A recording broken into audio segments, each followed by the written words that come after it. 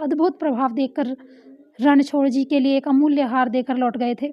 इससे भी लोगों में बड़ी चर्चा फैली। राणा ने क्रोधित होकर मीरा के नाश के लिए एक पिटारी में काली नागिन को बंद करके शालिग्राम जी की मूर्ति के नाम से उसके पास भेजी। शालिग्राम का नाम सुनते ही मीरा के नेत्र डबडबाए। उसने बड़े उत्साह से पिटारी खोली। देखती है तो सचमुच उसमें एक श्री शालिग्राम जी की सुंदर मूर्ति और एक मनोहर पुष्पों की माला है। मीरा प्रभु के दर्शन करके नाचने लगी। राणा जी और भी अनेक उपायों से उसे डिगाना चाहते थे, परंतु मीरा किसी तरह भी नहीं डिगी।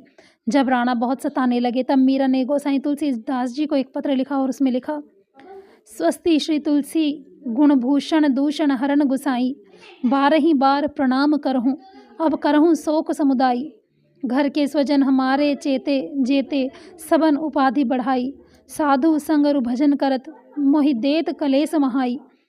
सोते अब छूटत नहीं क्यों हूँ लगन लगी बिरियाई, बालपणे में मीरो कीन्ही गिरधर लाल मिताई, मेरे मात तात सब तुम हो हरि भक्तन सुखदाई, मोको कहाँ उचित करीबो अब सो लिखिए समझाई। और इस तरह मीरा भाई ने अपने विरह अपनी वेदना का एक पत्र लिखकर तुलसीदास जी के पास भेजा।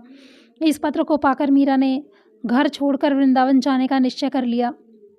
राणा जी तो इस बात से बड़े प्रसन्न थे, परंतु उदा जी और मीरा के अनन्य प्रेमिका सखियों को बड़ा दुख हुआ। उन्होंने मीरा को रोकना चाहा, परंतु मीरा ने किसी की कुछ नहीं सुनी।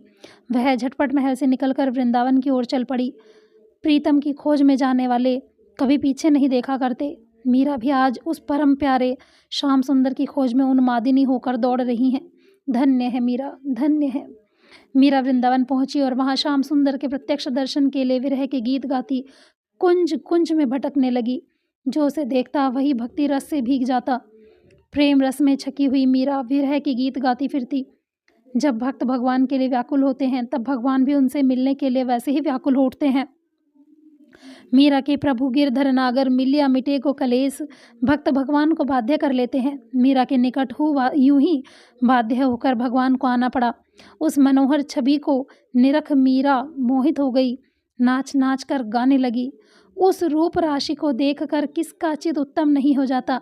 जो उसे देख पाया वही पागल हो गया। मीरा पागलों की तरह चारों ओर उसकी मधुर छवि का दर्शन करती हुई गाती फिरती है। एक बार मीरा जी वृंदावन में श्री चैतन्य महाप्रभु के शिष्य परम भक्त जीव गोस्वामी जी का दर्शन करने के लिए गईं। गोसाई जी ने भीतर से कहला भेजा कि हम स्त्रियों से नहीं मिलते। मीरा ने इस पर उत्तर दिया कि महाराज, आज तक तो वृंदावन में पुरुष एक श्री नंदन